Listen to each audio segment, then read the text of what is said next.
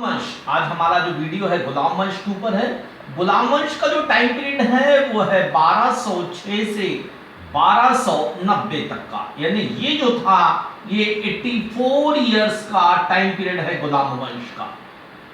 गुलाम वंश जो है ये मोहम्मद गौरी जो था इसने अपने जीते हुए प्रदेशों को संगठित करने का जो दायित्व था वो ऐबक को दिया था, और ऐबक ने यहां पर 1206 में गुलाम वंश की नींव डाली। यानी गुलाम वंश का जो संस्थापक था ऐबक था।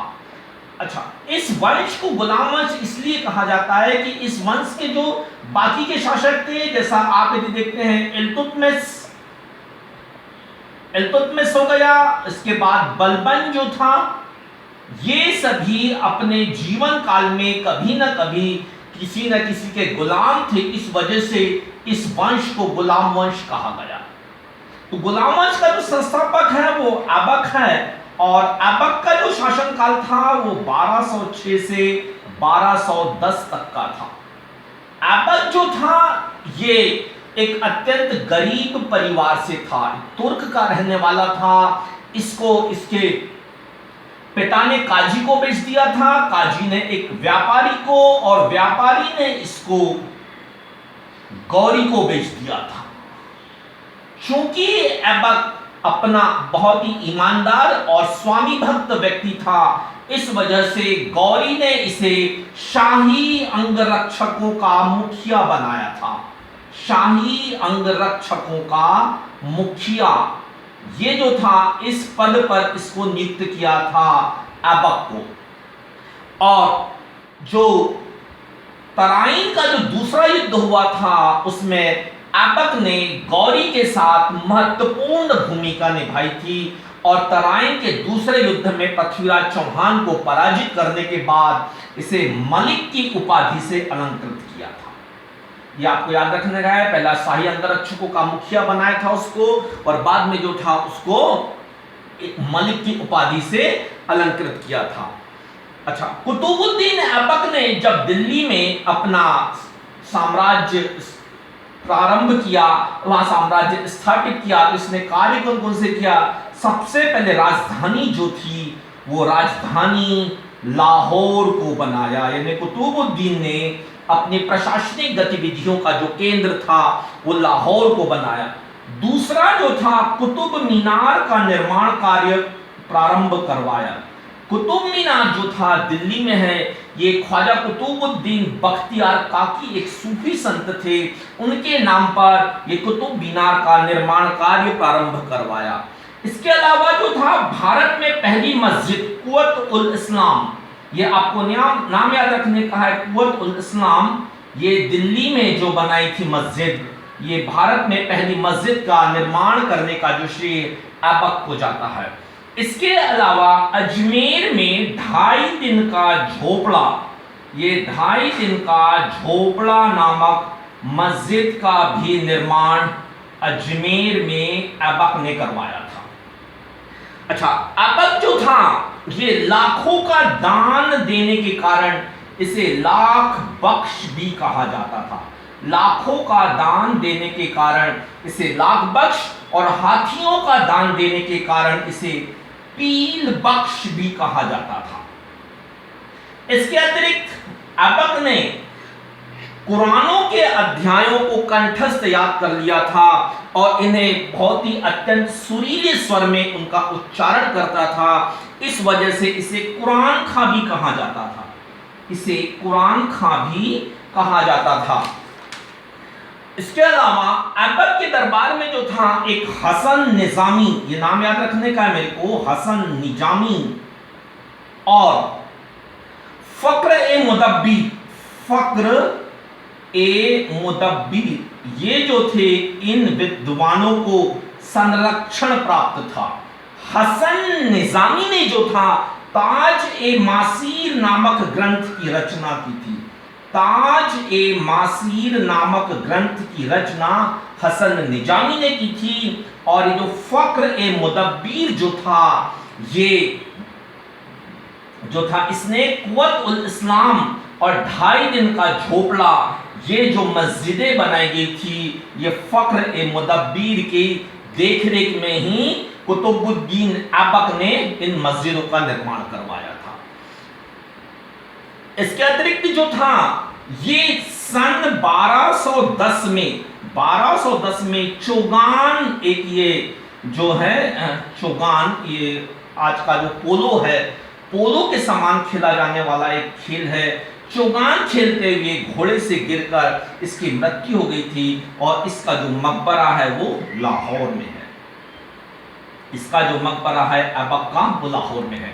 तो अभी तक हमने देखा ऐबक के बारे में कि राजधानी लाहौर में शिफ्ट किया, कुतुब मीनार का निर्माण कार्य प्रारंभ करवाया, कुव्वतुल इस्लाम मस्जिद का निर्माण कार्य पूरा किया, 2.5 दिन का झोपड़ा अजमेर में बनवाया, लाख बख्श कहा जाता था इसको, लाखों का दान देने के कारण, हाथियों का दान देने के कारण पीर बख्श कहा जाता था। कुरान का उच्चारण बहुत ही सुगमता के साथ करने की वजह से इसे कुरान खा भी कहा जाता था। हसन निजामी था इसके दरबार में जिसने ताजे मासी नामक ग्रंथ की रचना की थी और फख्र ए मुदब्बिर की देखरेख में कुव्वतुल इस्लाम और 2.5 दिन का झोपड़ा नामक मस्जिद का निर्माण किया गया था।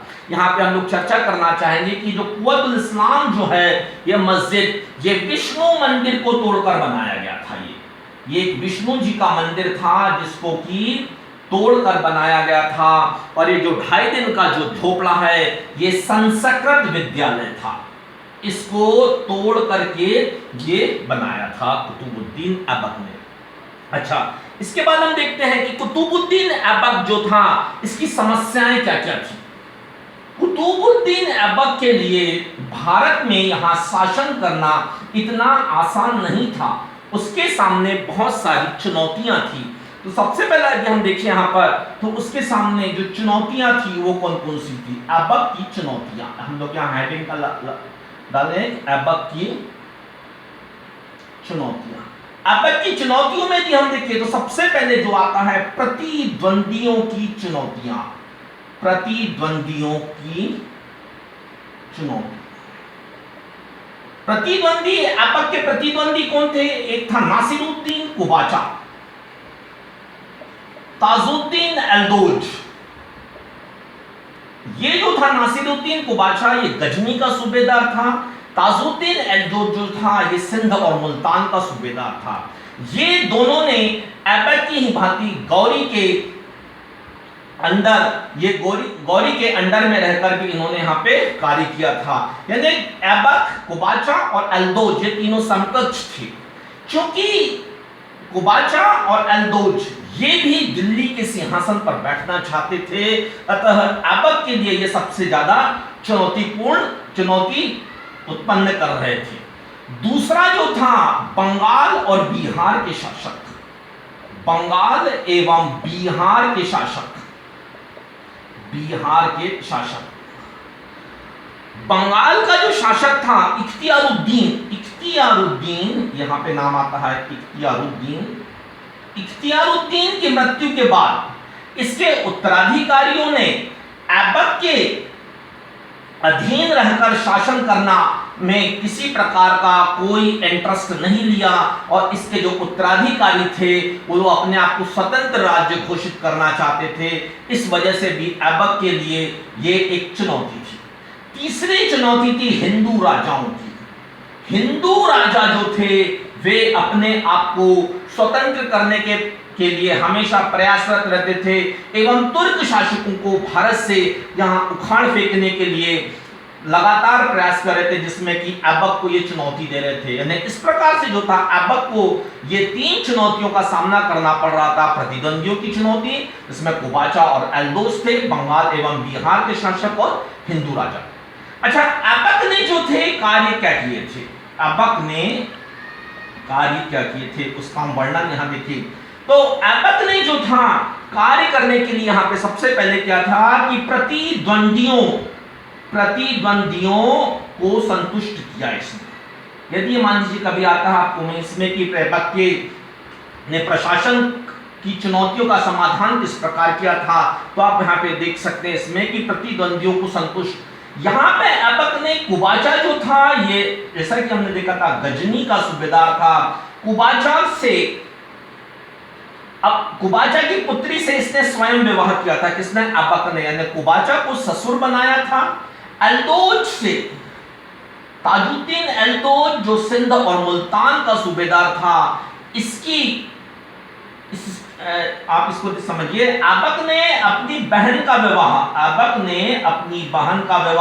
ताजुद्दीन एल्दोज से किया था, यानी कुबाचा को ससुर बना लिया था, एल्दोज को बहनोई बना लिया था। और जो इल्तुतमिश था, ये एक और जो नाम आ रहा है यहाँ पे, इल्तुतमिश जो था, इसको अपना दामाद बना लिया था। ऐबक ने अपनी पुत्री का विवाह इल्तुतमिश से कर दिया था। एक बार फिर से समझिए, ऐबक ने अपने प्रतिद्वंदियों को संतुष्ट करने के लिए क्या किया था कि कुबाचा को ससुर बना लिया था, यानी कुबाचा की पुत्री से विवाह कर लिया था। ताजुद्दीन एल्दोज जो कि सिंध और मुल्तान का सूबेदार था, इससे अपनी बहन का विवाह कर दिया।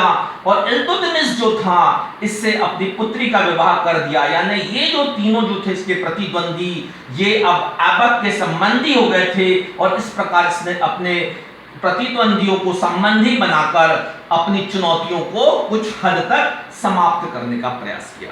इसके अलावा इसने दास्ता प्रथा से मुक्ति दिलाई। दास्ता प्रथा से मुक्ति, ये हमको याद रखने का है, बहुत इंपॉर्टेंट है। दास्ता प्रथा से, गौरी ने अभी तक किसी भी दास को मुक्त नहीं किया था।